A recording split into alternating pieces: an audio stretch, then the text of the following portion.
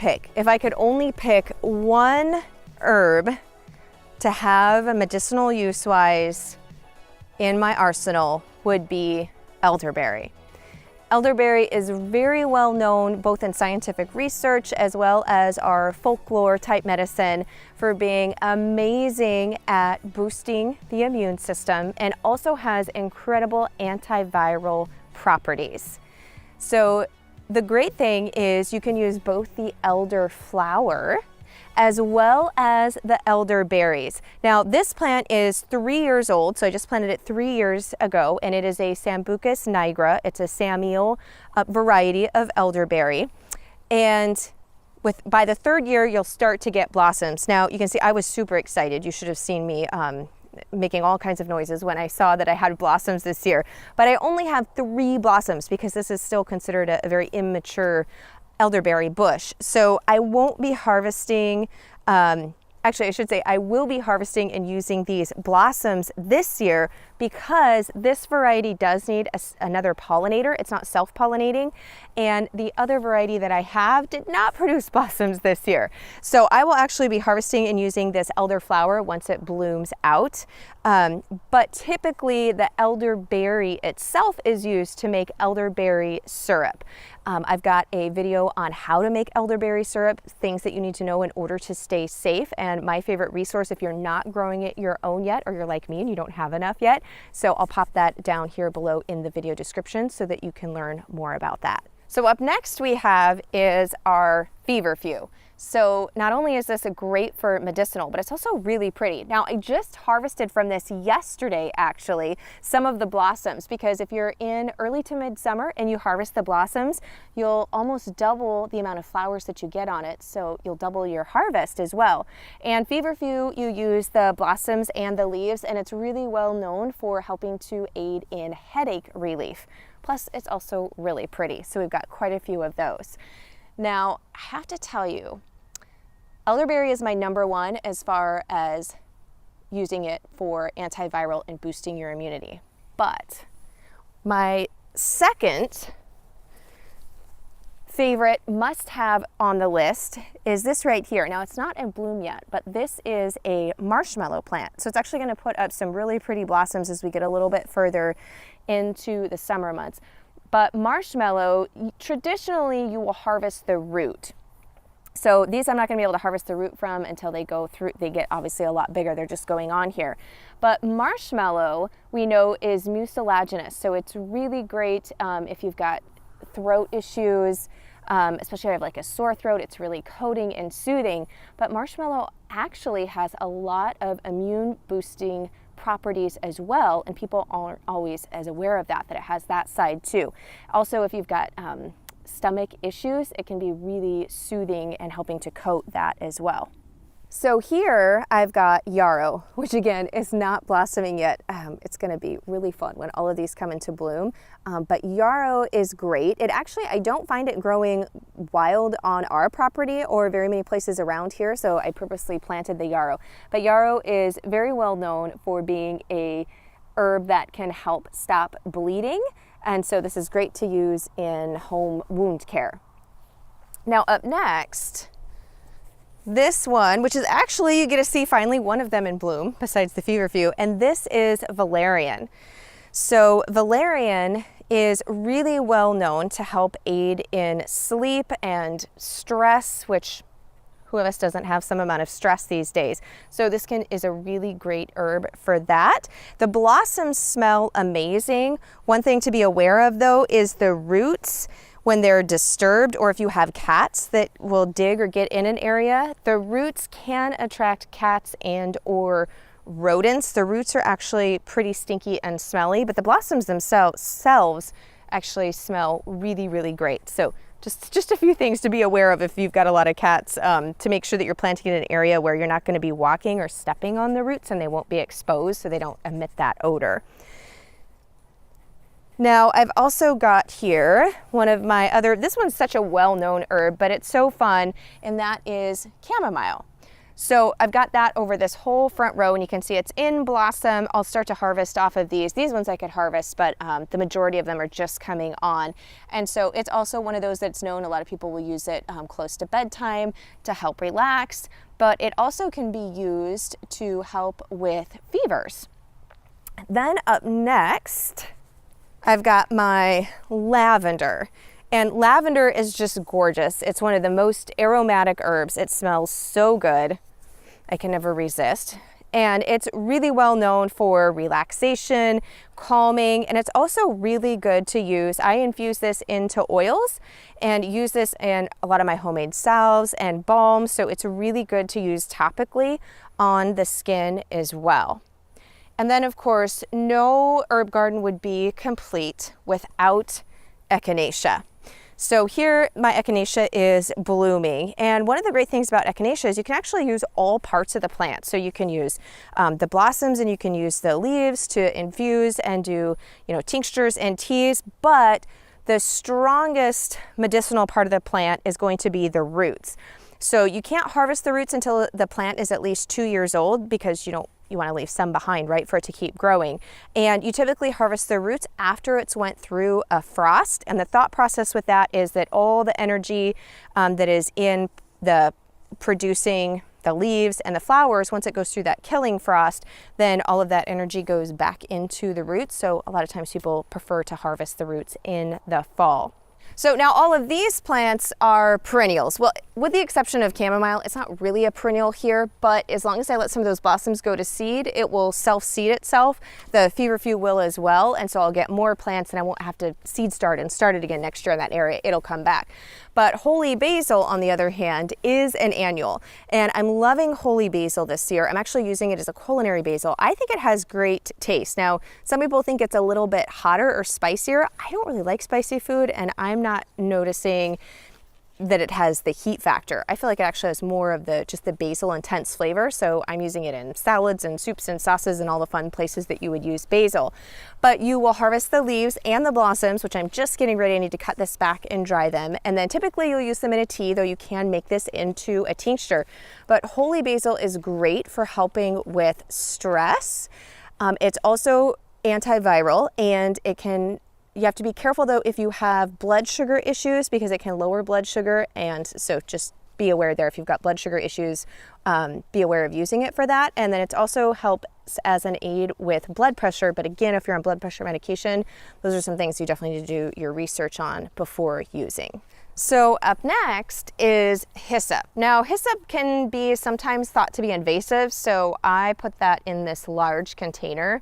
But hyssop is a really great herb to have on hand, especially when dealing with things in your upper respiratory and the respiratory system. So definitely during the fall when cold and flu season is at its peak, this is a great one to have on hand. And it will actually blossom out some really pretty blossoms.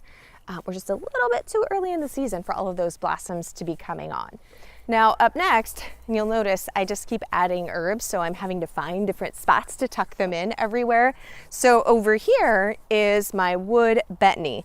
And wood betony is one you may not have heard of as much. I don't feel like it's as commonly referenced or grown as it used to be, but wood betony is really well known for helping with migraines and headaches, but it doesn't like to be grown in direct full sun. So I've got it tucked in here where it gets a little bit of shade in the afternoon from this rock and some of these other bigger, larger plants. So it shades it just a little bit. So here we have sage. Now I have to Good evening, everybody. Happy Thursday. How's everybody doing today? It's Cameron and JT back. If you enjoyed that pre-show video, that was part of what we talked about on Tuesday, where we talked about flowers. So if you missed that one and flowers interest you, and go back and check out that episode. She's a good one to listen to. She's part of my traditional home skills. I just found her. Oh, really? I just found her the other day. She's one that lives Iowa? No, not Iowa. Farther out, Seattle, or I think out in Washington, something like Washington. That. Okay, yeah, Idaho is what I meant to say. She's super knowledgeable in her stuff with when it comes to herbs and herbalism. She's not a certified herbalist or anything like that, but she has some really good info. So I found her researching like our talk last week, and then after our talk I did some more research and I found her. I was like, oh, I need to be subscribed to her. So she's got some content on chickens as well, so take a look out for that too. So modern homesteader. So cool. Speaking of go check out her page. If you are on YouTube and you are watching, go ahead right now. Just do it now. Just get it over with. Like the stream, comment, subscribe, hit the bell notification. Do what all the kids are doing these days. Helps out the channel, helps us out a little bit, just to kind of get this thing up and going. So tonight, we're going to be getting into continuing our series on prepping for the long haul. And if you've missed, we've done 2 so far. If you've missed those, go back and check them out.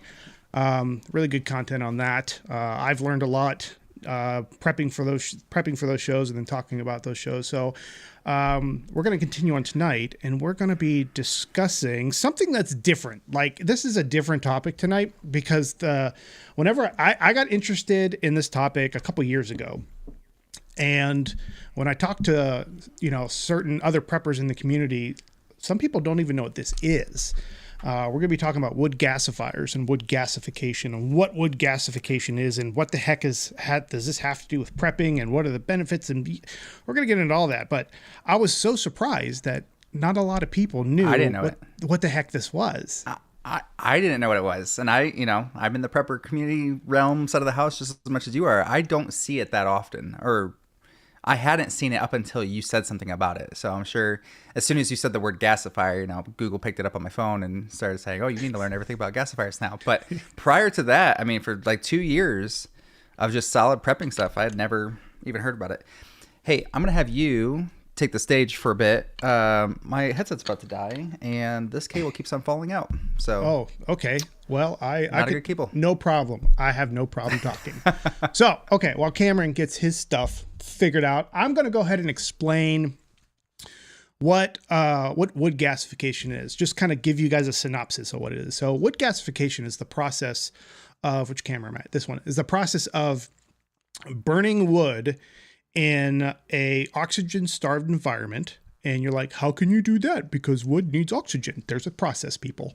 But you burn it hot, really, really hot in an oxygen-starved environment.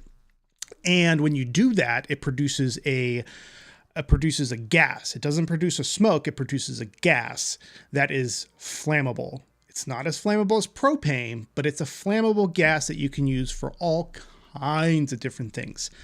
One of the things that caught my attention when I heard about this a few years ago, and I remember when I was researching YouTube, it was back in 2017, I believe. This is when the markets were kind of shaky in 2017. I was looking up prepping stuff.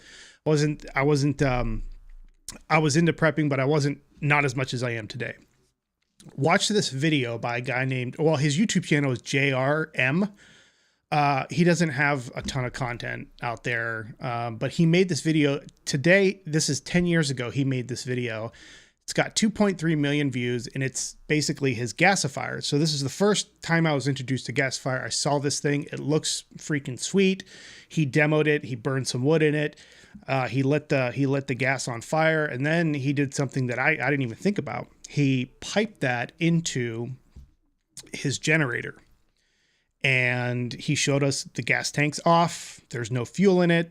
And wood gas is going into the carburetor of the generator and yanks it. The generator starts right up. So it was running off of wood gas.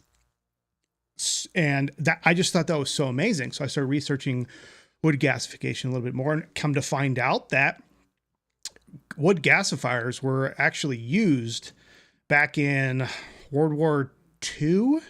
I want to say World War I, one of the World Wars. I want to say it's World War II is when wood gasifiers were really being used. I can ask ChatGPT. ChatGPT knows everything. But in any case, they would use wood gasifiers back in one of the World Wars to, instead of having diesel trucks, they'd have wood gas trucks. So the trucks, the Jeeps and all that would have these big gasifiers on the back of them, and that's what powered these engines. And I just thought that was so cool. And next I wanted to know how to build one. How do you build a wood gasifier? And come to find out, FEMA, yes, FEMA, the Federal Emergency Management Agency, actually has build plans, material lists on wood gasifiers that you can download. There have been other designs of gasifiers in the past that people have done, and they sell their plans that are a little bit more efficient. But if you're just like, hey, I want to see how much of an intense build this is, go to FEMA and you can download the plans for wood gasifiers. Now, I will say this. I've been interested in wood gasification for a number of years. I'm still, to this day, have not built one. And I really want to build one. And I have the materials to build one, but I lack the skill set to build it because there is some welding involved. And I have a welder. I'm not a big welder, but I need to get better at it. But yeah, there's some skill sets, and I really wanted to make it a goal within the next, maybe I'll make it, I'll finally just break down and make it a fall winter project after the garden's done and all that.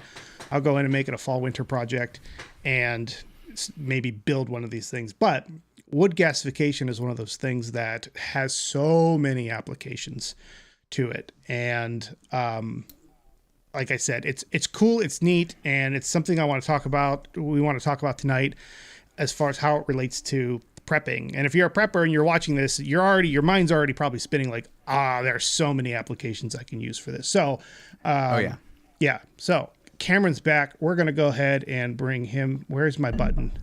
Do I not have my So when button? it comes to, it's okay. While you find it, when it comes to welding, my uncle is very good at welding. He does all that stuff. So I'm sure he would love another side project. There's not a ton of welding. It's just welding the pieces together. So like, the typical materials we need, a lot of people use a 55-gallon drum in conjunction with a propane tank and an ammo box. And the 55-gallon drum is the chamber, and the propane is kind of where the gas kind of spins around and filters and all that stuff. And there's different components. Before getting into that, there's like different types of gasifiers too. There's updraft and there's downdraft. There's actually 5 different types of gasification. I've only focused on updraft and downdraft. But there's fluidized bed gasifiers, there's entrained flow gasifiers, and there's plasma gasifiers. The last 3 I just named require the energy input is high. Like in a grid down scenario, you're not running these things but in any case, updraft and downdraft, those are the 2 types of gasifiers. So I'm going to make a downdraft because it seems to be what most of the kids these days are building. And that's really, there's not a ton on YouTube about people building gasifiers. There is, but in compared to some other topics, like you can research all day long, give me any topic and there's going to be a bazillion YouTube videos on it. You type in wood gasification. There are some, but it's definitely not as plentiful as some others. And building these things can be dangerous. I will say that because what you're doing is you're burning wood in a chamber that has little oxygen. It's producing a flammable gas that is kind of compressed in this metal thing. And if you don't do it right, or if you make some mistakes, the thing can blow up. Is basically the disclaimer that everybody that I've watched says, that yes, these things can blow up, but it's like anything. Like you get in your car, there's a chance you get in a car accident. So you take it as you assume the risk when you do stuff like that. So want to show what one of these things looks like in a real life model. So this is the video I watched back in 2017. I'm not going to play the video. I just stuck it on this frame because this is basically what a gasifier looks like. Now his looks really, really good compared to some of the other ones I've seen, but this is a homemade, home-built gasifier, and this thing is stinking cool. To the point where like, oh wait, I'm up here. I will scrub, where is it? Right he goes through everything. Like when you watch this video, you'll know like the basic components of this thing. But like when I play it, like he's going to his Jenny right now. And I got to turn this up. The thing for me is that it actually generates electricity. And it's running his generator. Huh. Just off of gas. There's no fuel. He doesn't even have a fuel tank on that generator right now.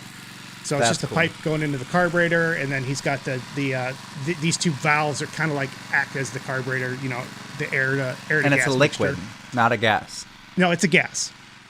It's It comes a gas. out. Okay. Yeah, it comes out as a gas. It's not like propane, where when propane's like compressed in a propane tank, it's kind of liquidy. But then when it comes out as a cold gas. This stays in gas form the entire time. Gotcha. Which means it's less efficient than propane. But you're using a renewable source, like you're using wood. Yeah. And this one, he used wood pellets, but I've seen them where they're using logs. I've seen them where they're using wood chips. Like if you got trees and you got wood, you can make wood gas out of this stuff. It's not, doesn't seem to be that difficult. So any case, that's what a wood gasifier looks like. Yeah, that's pretty sweet. I remember you showing that to me at one point in time, and I think I'm gonna have to. I mean, I've had welding on my list of things to do, things to learn. My uncle keeps on saying, "Come on up, and I'll teach you how to weld every possible way." And maybe I might just need to pick him up on that offer and just get it done already, so I can come up and make a gasifier with you sometime. Yeah, like I said, it's in my plan of action, because like here's how I look at it. And as we relate it to prepping for the long haul, Is it still playing in the background? shouldn't be. I hear something. You shouldn't hear it anymore now. Okay. Unless you hear the TV upstairs that my wife's watching. Who knows? No, nope. Okay. I heard a guy talking. This is the gasifier. Oh, yeah. So as it relates to, that's why. Let me pause. There we go. As it relates to prepping for the long haul, you know, and what we're talking about is when I start thinking about gasifiers and all that stuff, this is post like solar flare. Like we're talking, so I'm, at least for me, I'm talking it from the solar flare angle. You know, technology as we know it ceases to operate because of the massive solar flare the sun's going to kick off either in the next year and a half, 2 years, or if it doesn't this cycle, we got 12, 13 next years. one. Yeah. There's the next one. But one of these two definitely is going to, I mean, just the science, the data, all the signs, all that stuff are there for, it's ripened to happen. So I look at wood gasifiers and I go, okay, if all of technology ceases to exist, in one camp, you can prep for an EMP or solar flare, and you can prep to live like you'll never have power again. Like, so your preps, you don't have things that require batteries, and you're not having a solar system or things like that, because there's no guarantee it's going to work. And I'm still up in the air about this with a wood gasifier, because it's a flammable fuel, it's a flammable gas. It doesn't really take electricity to run. And the applications, other than you getting your flammable gas out of it, there's other applications. Like obviously this thing's it has a hot fire in the middle of it, so it could be used as a heating source as well. A generator, that's the big thing that I need to get answered. Would a generator still work at its core? Like, I know the electronics won't work, like the starter and all that, but at the core, a generator is just like, there's an electrical generator on it that engine is tied to that spins a shaft and creates electromagnetism and makes electricity, right? So that engine is, a generator engine, runs off gasoline. There's really no electronic parts in it. And the only electronic parts are like in a starter. Like maybe the key start thing might not work, but if you got a pull on it and you have a fuel source, I wouldn't see why a generator wouldn't work in a post grid down scenario. I can't think of a scenario where it wouldn't work either. So yeah, there's no aspect on it that would there's no like motherboards or circuit boards or anything like that would fry. Yeah. That would I mean, be maybe vital some for of the that to new work age properly. techie ones, like maybe if Yeah. it's fuel injected, I don't even know. They probably have fuel injected generators now, and I think those require a computer and all that stuff. But if it's just a typical carbureted generator, like most of what you would pick up at your big box stores, they would probably work. Now, you don't have, and they'll probably work off gasoline and all that stuff, but eventually the gas is going to run out. And the question still remains: what types of things? I mean, obviously, you probably don't want to power your entire house because that's just a big like light bulb for people to come your way and be like, "How do you have power? Give me what you have." But what are some other things that you can power after this whole thing that can help you survive? It's kind of where I go, because I'm trying to make the determination: is it worth it? Yeah. The initial things that keep coming to mind for me are fridge and freezer. I mean, unless you have, I don't live next to a river, where, you know, when I went to the Washington and Jefferson homes, and they were storing ice underground. I mean, they were right next to a water source. They're right next to where they can go out into the river when it's during wintertime, cut the ice, carry it to a location and put it in the ground somewhere. I don't have something like that. So that would be the first thing in my book would be preserving food, would be to keep it cold. So freezer and fridge. You've got fires for doing all of your cooking. The only thing for me is like if you're on a well, I could power your well pump. Oh, well, and air conditioning. Like if you have a window AC unit or a fan or something like that, I mean, it can get, you're more north than I am, but if you're further south and it's just hotter than balls, I mean, a AC unit would be nice, or a fan unit. But some people are going to want something for washing. But that's where you need to start getting your washboards now, because you're not going to generate power to wash your clothes and dry your clothes all the time. Yeah, wash your clothes maybe. You know, if you have a generator and you're on a well and you're powering the well pump, a lot of washers still operate off 110, which most cheaper $400 or $500 generators have 110. You start getting into electric dryers, you know, you're at 220 and they're drawing a crap ton of amperage, and a lot of these generators won't be able to power that. But you know, do you worry about? I mean, generators. For me, I've got a basement, so my well, being able to power the well to keep the water out would be my biggest concern. Oh, the well pumps or the sub pumps. Yeah. Are you concerned with it because generators aren't typically quiet? Yep, from an OPSEC or operational security perspective, that's one of my biggest concerns, and that's why I got my solar generator, because it's quiet. But if that ends up going out in an EMP, so that's my biggest concern all the time is I don't have my solar generator in a Faraday cage. Yeah, I don't have it in a Faraday cage today. I haven't built one yet, nor do I own one.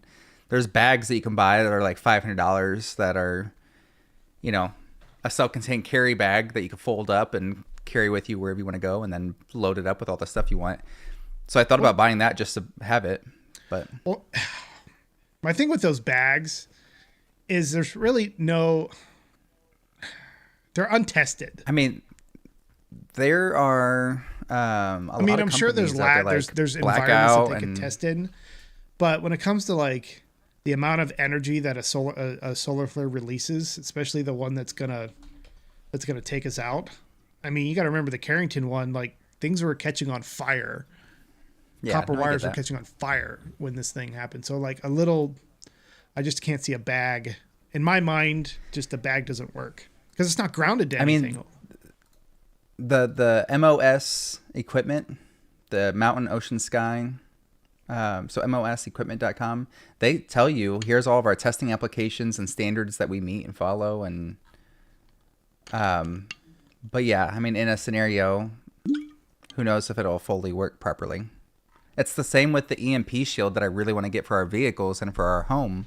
Yeah. Where if an Just EMP don't does know. go off, like my car will still work, but yeah, you don't know, and you're spending $300 to $500 or more just for a what if scenario that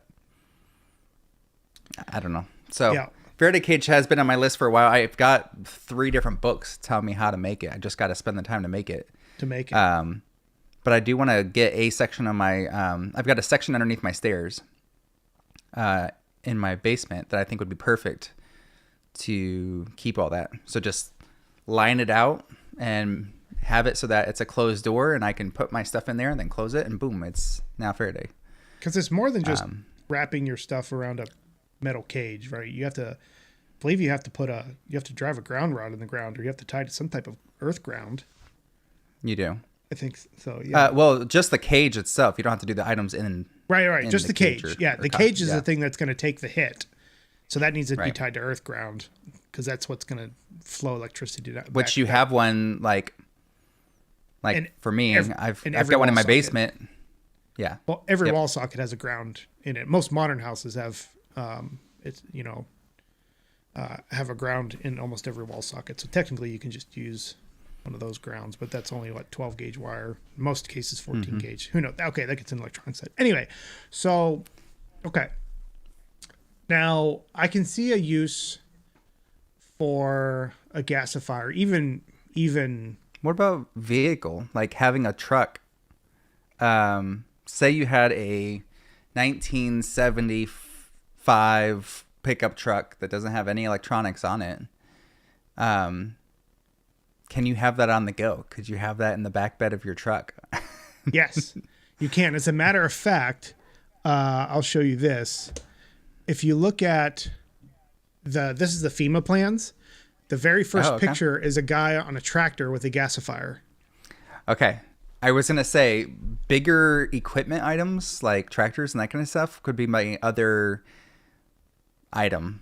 Vehicles to get around from place to place, because vehicles are super helpful. I mean, you just got your tractor. Imagine doing all the work you did on your yard by hand.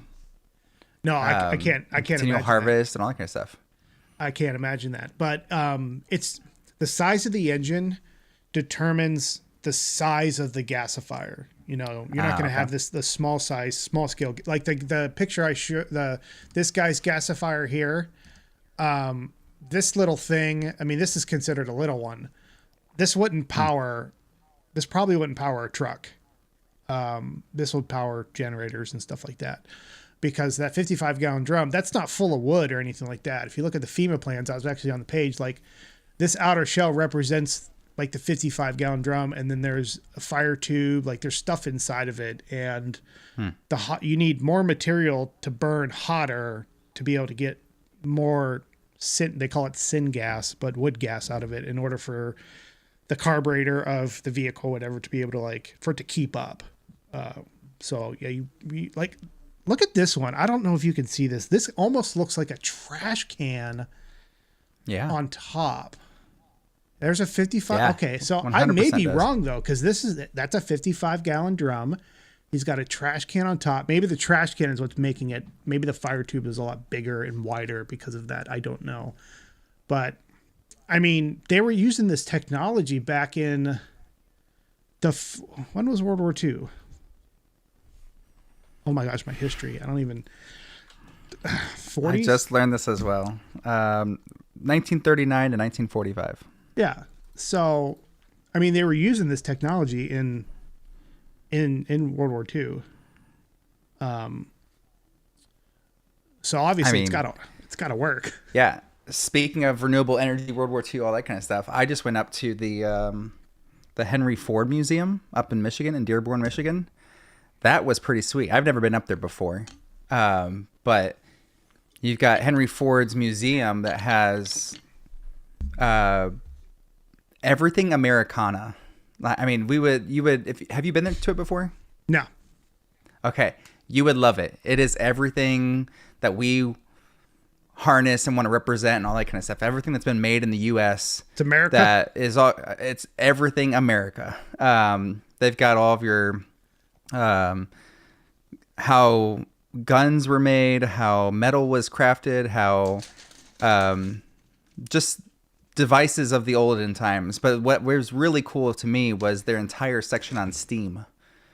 They had massive steam engines and wheels. These wheels that are 40, 50 feet in length minimum. Just, I'll see if I can pull up some pictures here in a little bit. But just absolutely amazing. And it would show like, okay, this steam engine can power 7,000 light bulbs, 40-watt light bulbs at the same time. Oh, or this one could power this many light bulbs, or this one could power this many light bulbs. Yeah, but isn't a steam engine just? I mean, it's you're using fire or some type of energy source. Yep, and water. Sorry, I'm eating Girl Scout cookies. Jeez, to heat up water in a airtight.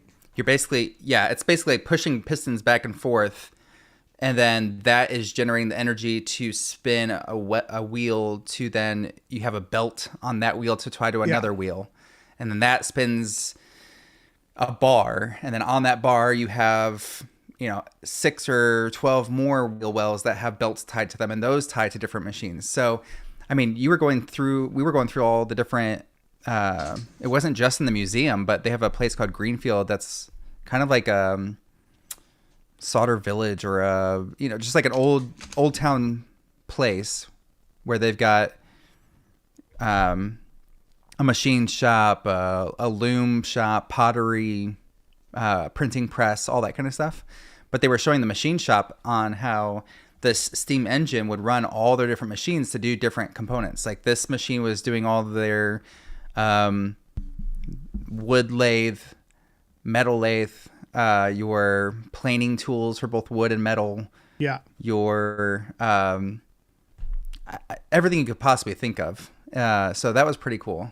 But seeing all the steam engine stuff and just seeing the craftsmanship of it all made me think, man, we are screwed. Like we don't have the knowledge or the experience or anything Americana anymore. That all that hard work just like died. I just can't think of anybody today even knowing a fraction of what was done back then.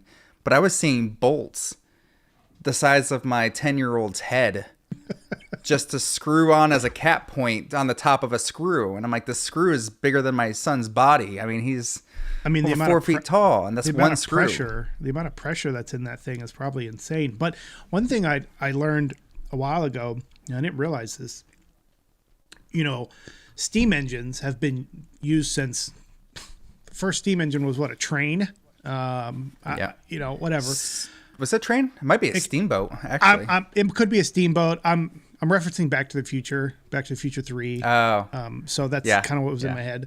But so we've been using steam to make things go for a long time. And what I didn't realize is even today, the most advanced nuclear power plant still uses steam to turn a turbine that creates power. Yeah.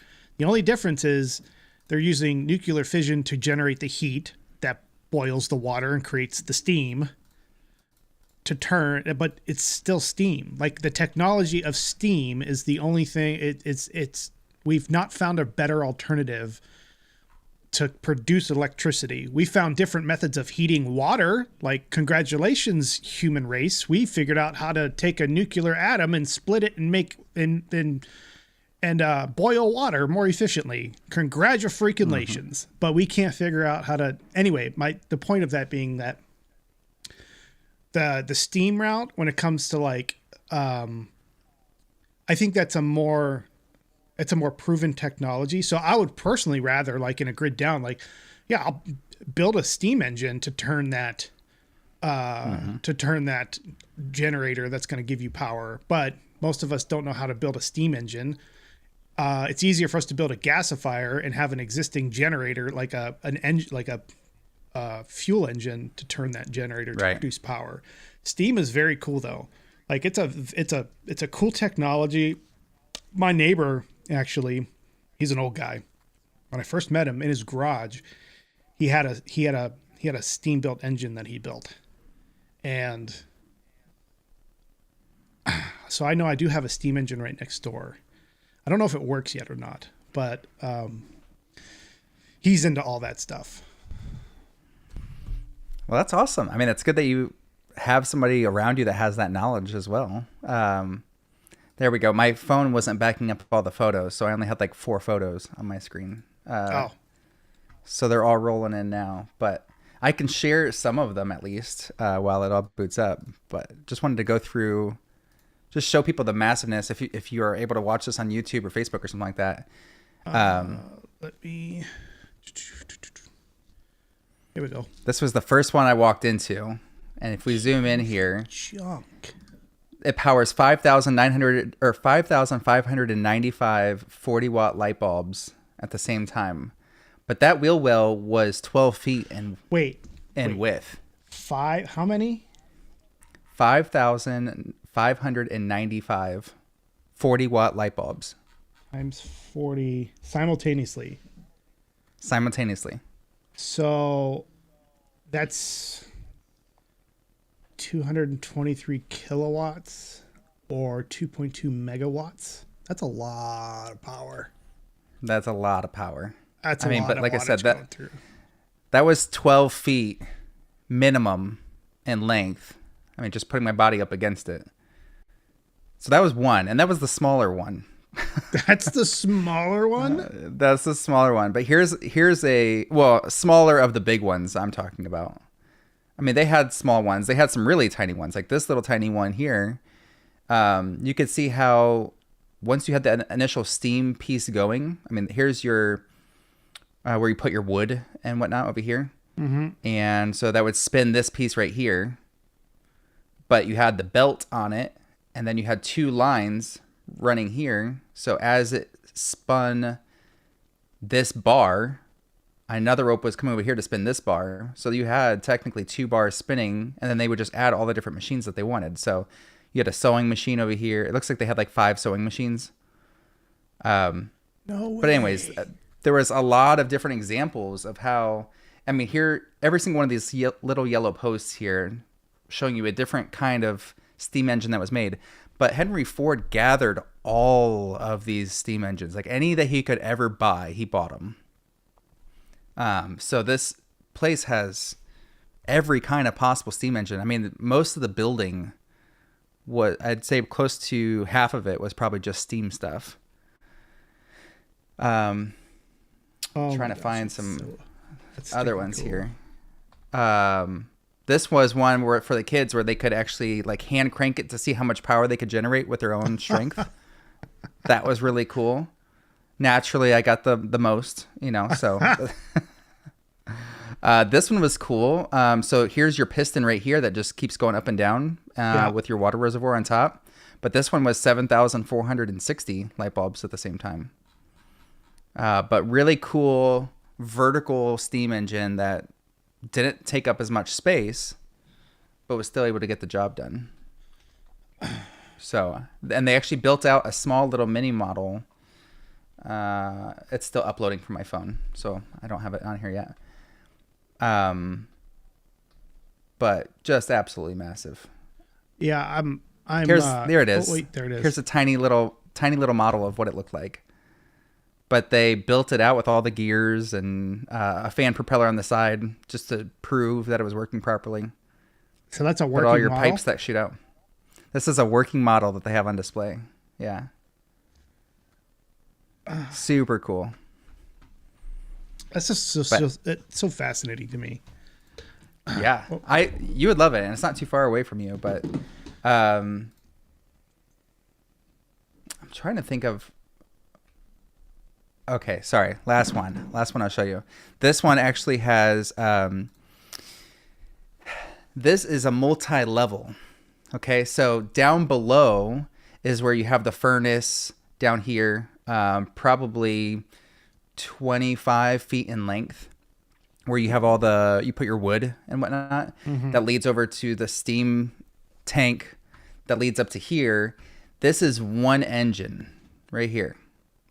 This whole left side, engine number 12. But all of this, just the welding and the parts that went to make it. I mean, every part was like custom made. and then pieced together to make this thing. This component right here was one tube or like a half open tube that was custom pounded. You can see all the pounding marks on it. Wow. Just fathoming, this is something we take for granted. Like, you know, my son walks through and he's just like, oh, that's cool. And then just keeps on moving. And as you get older, you're like, oh my gosh, no, like I did a blacksmithing class. This would have been months, weeks worth of work to just get this one piece. But everything on here was custom made. So anyways, here's the engine turbine. So this piston is going back and forth here through this giant tube. So this is a plate that pushes through and it comes back. So that's pumping back and forth from the steam. Oh my gosh. That's one chamber. So on the left side, I've got number 12. On the right side was like number 11 or number 13. Number 11.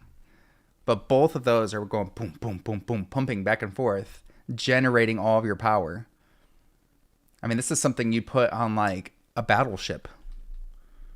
Okay, So- that makes sense. I was like, what would you put that? I'm thing assuming- in? Combination cast steam engine. I assume it'd be a battleship. I don't know what else you would put I'm that assuming on. it. Or Yeah, some it'd kind be of some ship. type of ship. Big ship.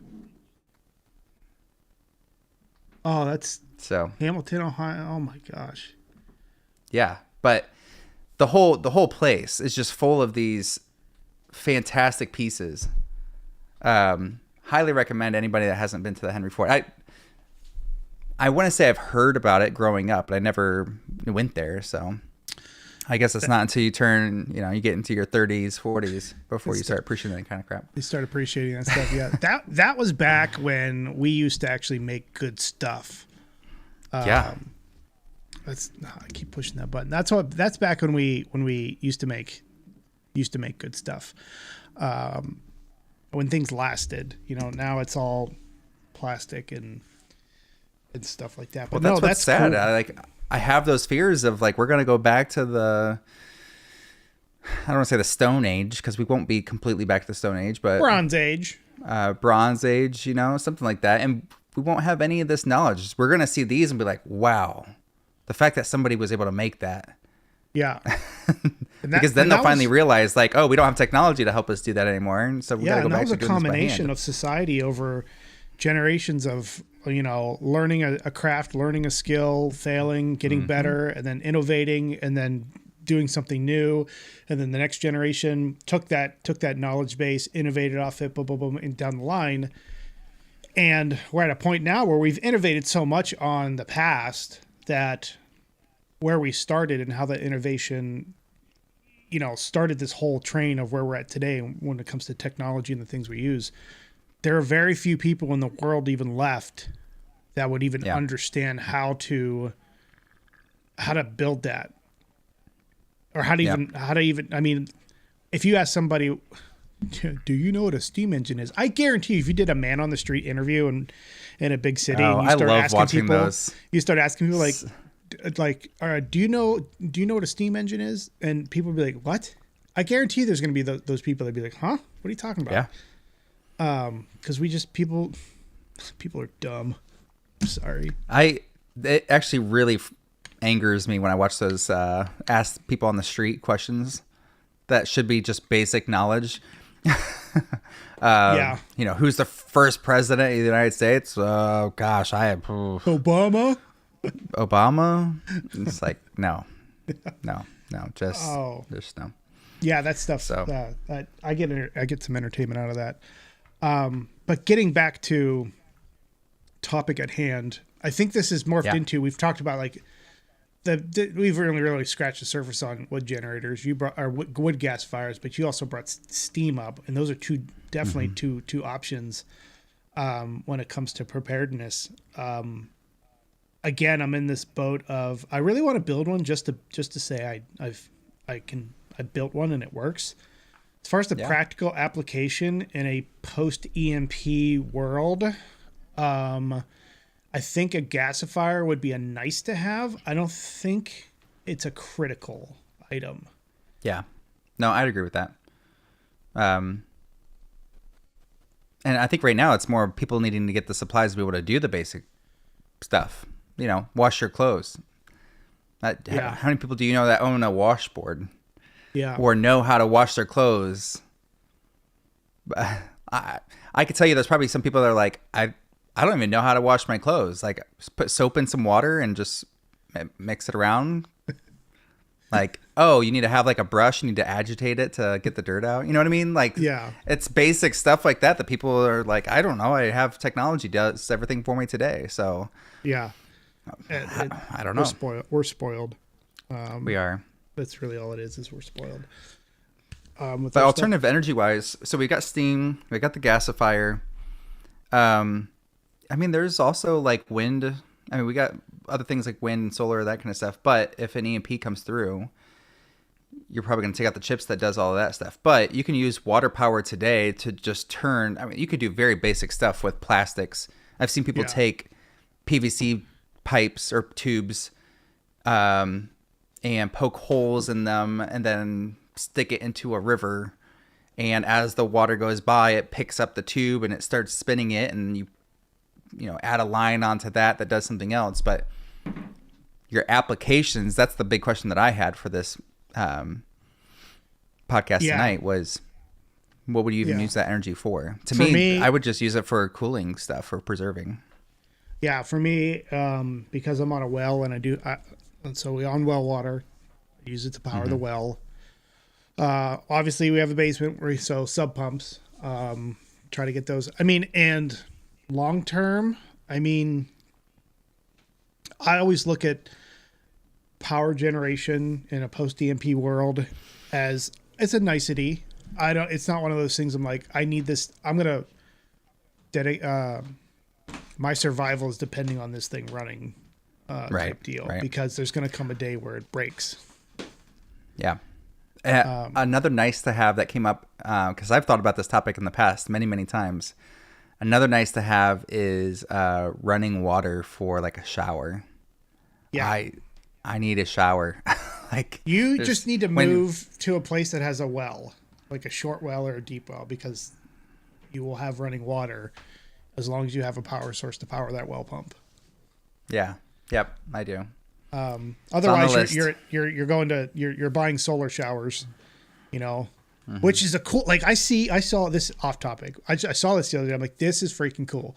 So the guy I buy my IBC totes from for my water collection, I've seen people make showers out of those, like outdoor showers. Yeah. I've seen those. They stack some up, and I saw some pictures of them. Like, that's stinking cool. That's just a cool idea. Innovative idea to use, to use water IBC totes. And I saw a guy make a small boat out of one, and he was fishing out of it. I don't know if it was a meme. I don't know if it was a meme or not. No, I have seen that. Seen that because I've even seen somebody take one of those as a boat, and they put sticks coming off of it as balancers. Yeah. So they put floats on the end of those sticks, and then that way they stayed balanced out on their IBC tote. But I have seen that used in the past. Yeah. Every time I see that though, I'm like, oh gosh, what a waste. Like, for a boat, that's fine. I could understand that one. But for like the shower, like the fact that you cut open the plastic and the metal to make a shower, it's smart if you have a whole bunch of them. But I'm just thinking like, man, that's a whole bunch of water you could have collected. Yeah, it is. Or food that you could have stored. Well, if you think about it though, if that thing is sitting outside and you need to take a shower, your solar shower is probably gonna be hanging up outside because it needs to get warm if you want a warm shower. Right. So it kind of makes sense on that front to have that outside and cut up, but it does. I don't know. Oh my gosh. I've almost eaten a whole pack of Girl Scout cookies. I'm so fat. Oh. Dude, well, at least you still have Girl Scout cookies. I think I ate all of ours in like the first 3 days that we had them. So right. Kudos to you for withstanding this long. I just bought more than you. That's all. Oh, that might have been it. That might have been it. But the thing about gasifiers and steam engines, I think if you're going to commit to build one, you need to do it like before things go down. I mean, imagine how are you going to weld? Yeah, exactly. You're not going to be able to weld metal together Yeah. in order to do that. And I'm not, my forging skills are not to the point where I could start welding a drum together, forging it, you know, and my foundry skills aren't to where I can make a cast and pour, you know, Right. and pour it either. But, so if you're going to do it, you know, I want to do it just to say I have it. And then if things do go south, at least I have something in the short term that I can generate some power. And even in a disaster, like too, this doesn't have to be when the world ends type deal, or, you know, the zombie apocalypse or anything like that. This doesn't have to be one of those items that you build just for that. I mean, can you imagine like what some of these cities that have had tornadoes rip through them and there's no power for 3-4 weeks, like, and gas could be hard to come by in that disaster zone for your generator. And so could propane, but if you got some wood, I mean, that's pretty easy to get. If you got some wood, you can bust out your gasifier, bust out your generator, and you can keep your fridge going, keep your freezer going. Because I think by the time I did the calculations on this, as far as the cost goes, if you bought a 3,000 watt generator, which technically is a smaller generator, if you bought a 3,000 watt generator for $400, all the components you need to build the gasifier, and you could build it 100 different ways, but let's just assume you're using metal piping, 55-gallon drums, a propane tank, a 50 caliber ammo box, and a 12-volt fan. You might be in that $300 in materials. So you're at $600-700, right? To build this thing. You have your generator, you have a gasifier. $700. I guess you could go, what's an EcoFlow run? What's a EcoFlow run? The one you have, minimum like $400 to the one I have, I think was $2,000 altogether. Yeah. Like, so I think it was $1,500 for just the battery backup. And you don't even have you don't have the solar attachment to it, or do you? The solar panels? I have the solar panels. Yeah. So I think altogether I paid $2,000 or $2,500, but you can get a small, cheap little one for a starting price is like $300 or $400. Yeah, that's what I got. So, like I got the River Pros here. Rivers. I got the River Pros here. Is this thing even on? Okay, yeah. So I got the River Pros here. I got two How many River do you Pros. have? You have 3? Well, 2 River Pros, and then that's the expandable battery. That middle one. Ah, gotcha. Okay. So that's that. So it'll double the capacity of it, and then the solar panels are behind me. But I think I paid for 2 of these, the battery and the solar panels. I think I was in up to. I mean, these are $400, 4, 8, 11. I think I'm $1,500 deep into this. So. Yeah. And these things only. And I think it's not like you have to buy it all at once. No. Yeah, you don't need to buy it all at once. But as an alternative, if you're handy and you like to build, for half the cost of all this, you can get a real generator that's going to 3,000 watts. These things will peak at 600 watts, I think, is peak load. And then they're meant to peak at 600, but their ample is like 300 or 400 watts. They like to see max, but they can peak at 600. But if you got a 3,000 watt generator and you're in a disaster scenario, power goes out, whatever. I mean, well, generators are going up though. Like they are. I was looking at generators recently. The cheapest I was finding was $600. Yeah. So is that a dual fuel though? Because that's the other suggestion I would have. Dual fuel. I would dual fuel. If I were to do that, I would get dual fuel, because with the dual fuel, it's typically propane and gas. But with a gasifier, you could just hook right into the propane intake, and you don't have to fart with like messing around with your, draining all the gas and all that stuff out of it. You just hook right into the propane, flip a switch. The only question I have is, what kind of electronics are in those, or is it all just mechanical? I don't know. I think that one's just mechanical. From what I've seen, they've been just mechanical, because you have to actually turn a knob to say, okay, I'm using fuel source instead now. Yeah. Okay, that makes sense. But yeah, I mean, a minimum $600 now. Most of them are ranging about $1,000, because the generator that I have in my garage, it's nice. It's a Husqvarna, whatever. It does everything I need it to do and more. Yeah. But it's only gas. There's no propane. But I bought it before they had or at least before it was just advertised, being the dual fuel. The dual fuel. So I've been thinking about like trading it in or selling it on like Facebook Marketplace or something like that to get the money to put towards a dual fuel. But I'm sure you could, and I'm sure you can probably get. I mean, if they're going up in price, I'm sure you won't lose. You won't lose anything off it. Yeah, I agree with that.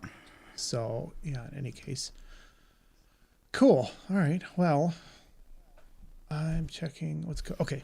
Perfect. Good. All right. Well, That pretty much covers all the. Man, who covers? Yeah, this is kind of a short topic. This one. I just think it's it'd be a cool project. It'd be a cool project to do. Many of applications, many of things, you can use it for. It will increase your skills if you are learning how to weld. There's not a ton of welding on this. You don't have to be, from what I've seen, the builds, you don't have to be a precise welder.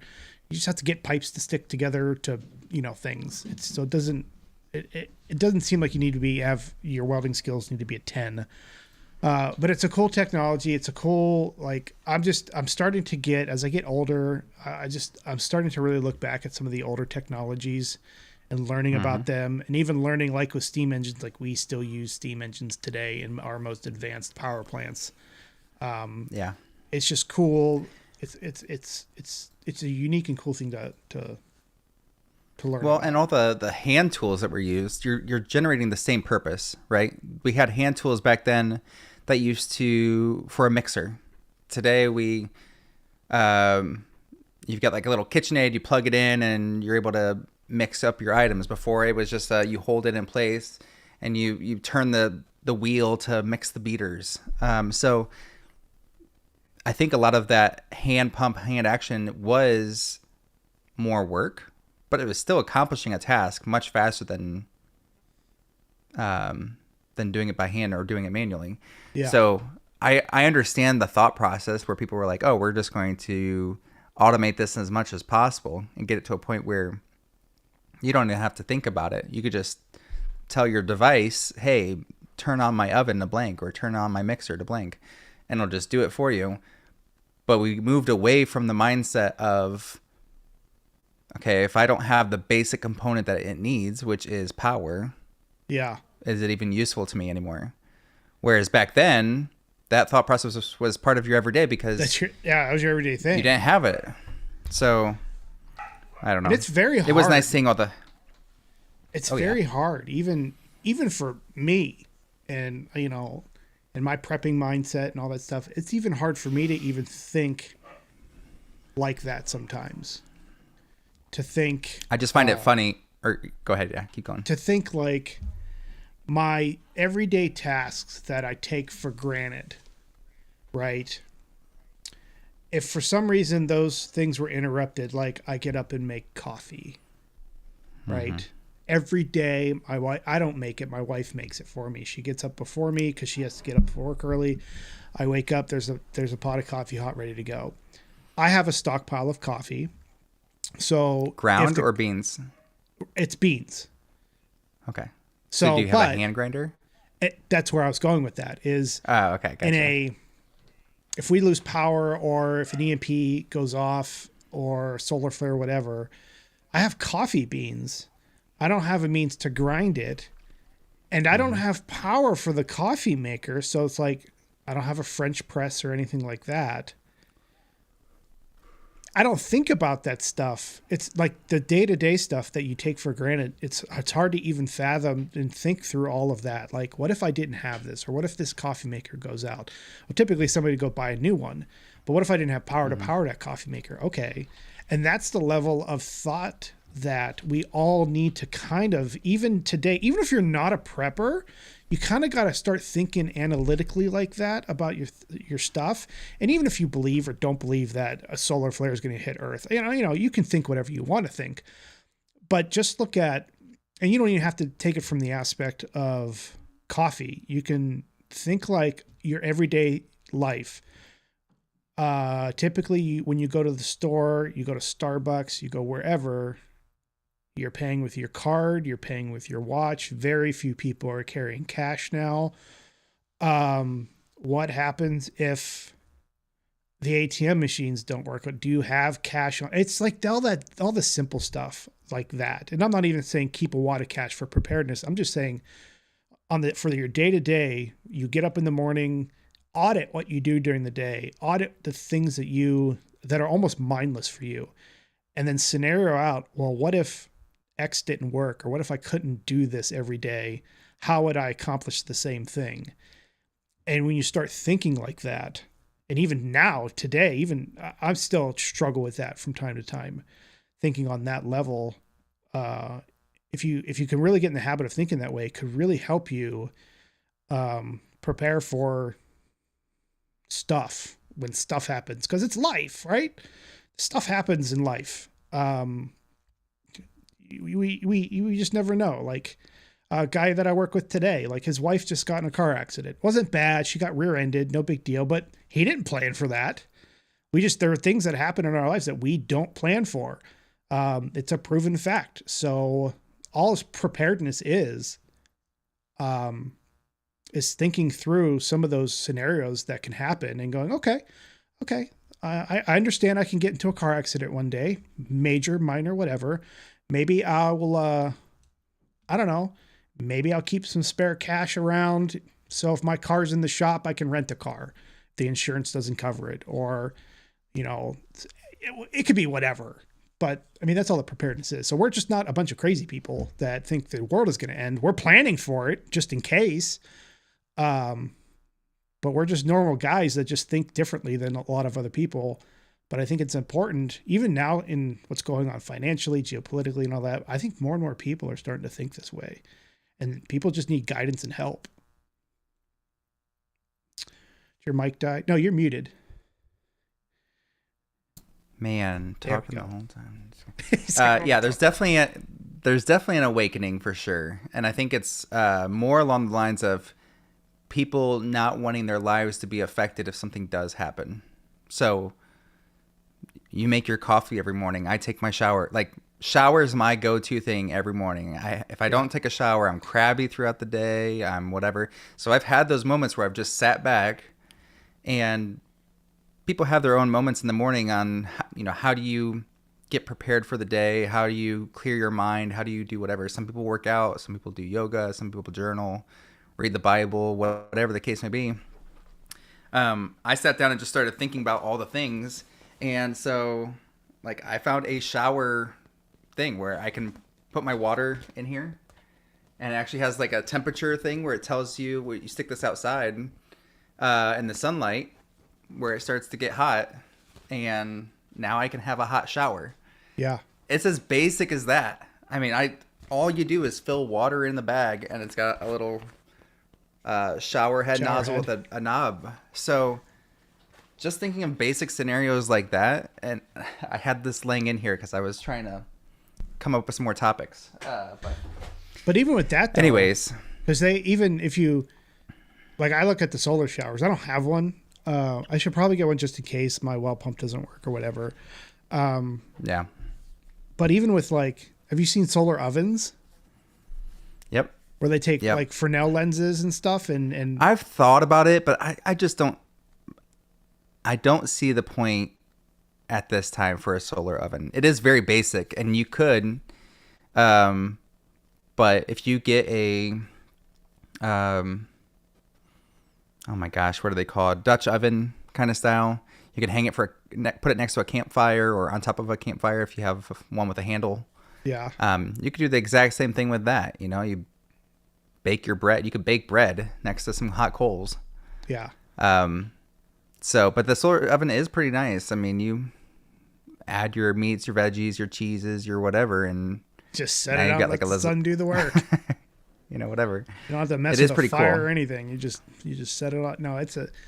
But you were talking about coffee too. I mean, I thought about that when I was buying all my wheat berries as like, I want to be able to keep making bread if the time comes. Yeah.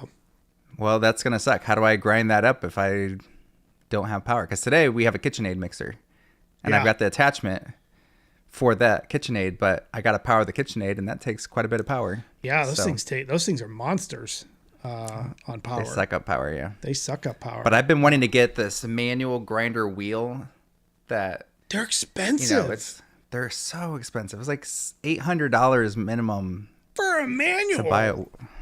Yeah, like there's no motor or anything in it. It's like they're crazy expensive. But side note though, I sent my wife that article you posted about the rice shortage. Oh yeah. I was like, go pick up some more rice. We have a crap ton of it. Don't get me wrong. We have like 300 pounds of rice in Mylar bags right now, but I'm like, go pick up a couple more bags just in case. I mean, I'm sure, yeah, there's a rice shortage, but just like all the other shortages, I don't think it's going to be this massive global, like, oh my gosh, we've run out of rice. But yeah, I want to say the one I've been looking at was Country Living Grain Mill, but yeah, it's $679 for just a turning meal grinder. You bolt it down to your countertop, and now you're grinding stuff. And grind it up. I have a coffee grinder that I've had picked out on Amazon for a long time, and that's if you want to go all the way from like a pour over down to like espresso. But to your point about coffee, I mean, you have to get a like if you're going to do a French press or a pour over or a percolator. That's what I've got. Yeah, percolator. Highly recommend a percolator. That you can put on top of a campfire and you're good to go. Still can use it. Nice. So I've never used a percolator. I've used a French press once in my life. It's a skill set that with how much I love coffee, you figured it, and I'm a prepper and I love coffee. You'd think I would have acquired the skill set to French press my own coffee, but I haven't. I'm horrible. I'm the worst. I mean, and with every one that you get, there's always something like replacement pieces. So you want to buy all those pieces ahead of time. I mean, I could show my screen, but it's like if you're going to go down the percolator route, you can get the old school blue, kettle percolators, but some people don't even know what a percolator is besides some dance on TikTok or something like that. I mean, that's essentially what a coffee maker is. Yeah. So you basically it's a chamber, and then you've got down at the bottom, it's like a little dome with a straw coming out the top of it. So as it boils, the steam will push it up the shaft or push it up the straw, basically, up to the clear piece up on the top, which then pours over the top of the container holding your coffee. So it's like a metal container with holes up on top for the lid. So the water drips over the top of the coffee grinds and then goes down into where the water is being stored down below and then comes right back up again through the straw. And so it's just this circulative motion of coffee.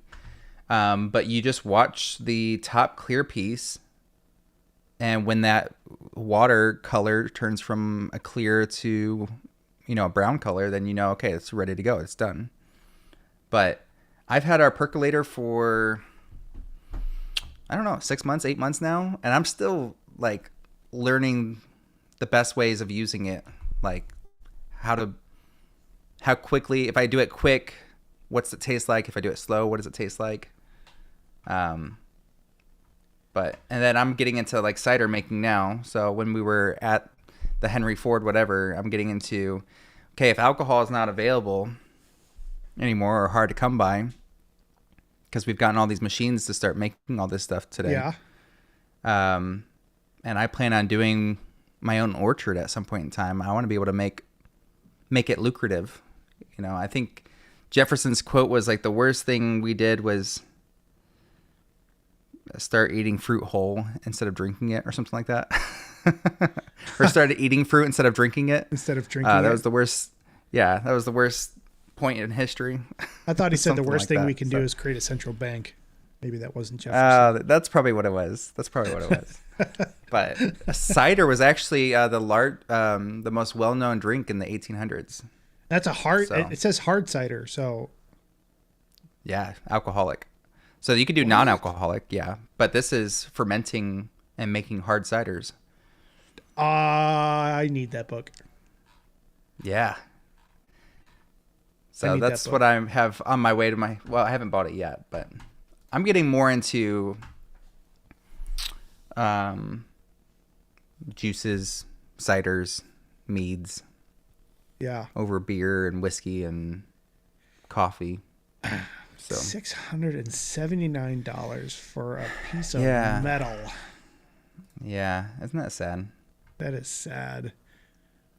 But, But you know, like it's really everything good. else, well, like everything else, people, you said it before, there's this awakening that's sort of happening with people going, oh, our world is kind of messed up right now, and maybe I should have a little bit more of an insurance policy when it comes to like food and water and all this stuff.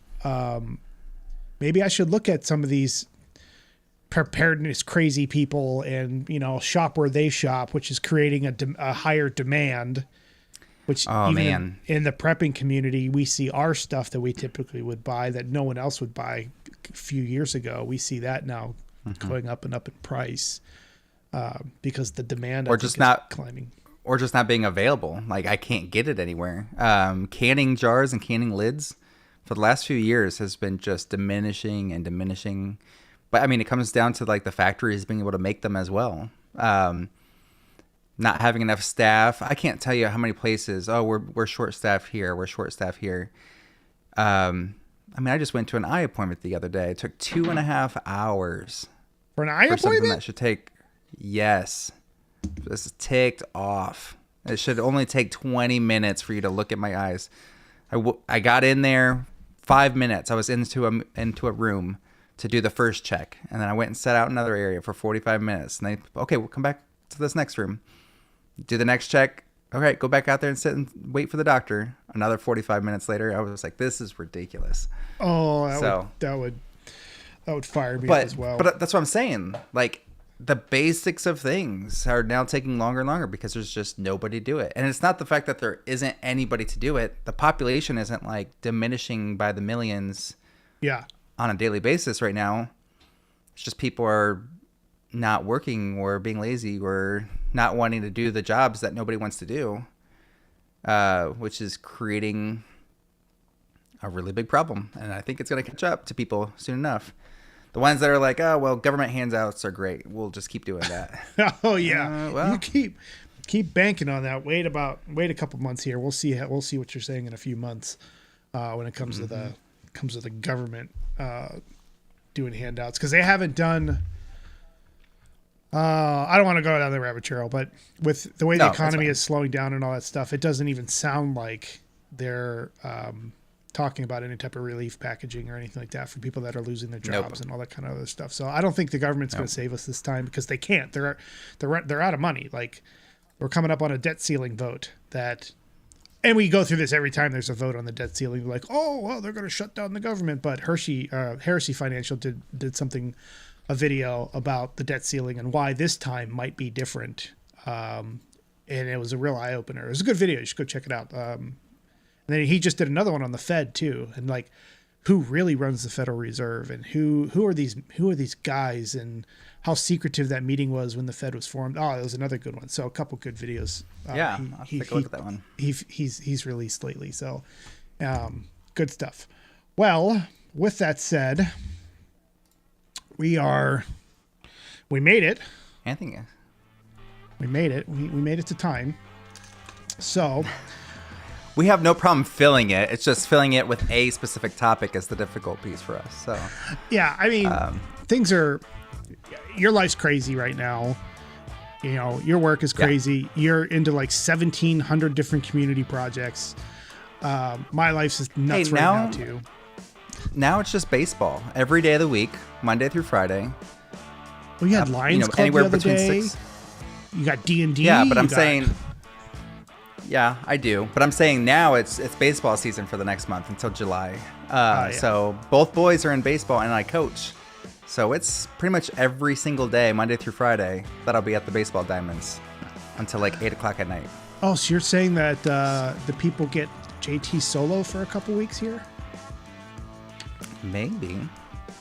I'll let you know ahead of time. But I've got it right now where I should hit every single podcast unless like something major comes up. But Yeah. Cool. I will keep you up to date on that. All right. Very cool. All right, guys. Thanks for sticking with us. If you enjoyed this wood gasifier talk, if it was intriguing, if we inspired you in any way, please let us know in the comments. Like the video, subscribe to the channel. We got other content out there. We just started putting out some of the some more shorter form content videos too. And then again, we like this to be engaging, so let us know if there's any topics you guys want to discuss, you want to go over, you have questions, comments about preparedness, or if you just want to tell us that we're two crazy dudes and we have no idea. Go ahead. We don't care. We have thick skin. So with that said, have a great weekend, everybody. Cameron, have a good weekend. And we'll do this again on Tuesday, guys. So thanks for sticking with us. Good. And Thanks, everybody. Yeah, we will. We'll see you on Tuesday. See ya. Thank you for listening to the Preppin Patriots podcast. If you enjoyed this episode, please consider leaving a 5-star review. If you'd like to get in contact with us, you can do so at contact@preppinpatriots.stream. And finally, this episode was sponsored by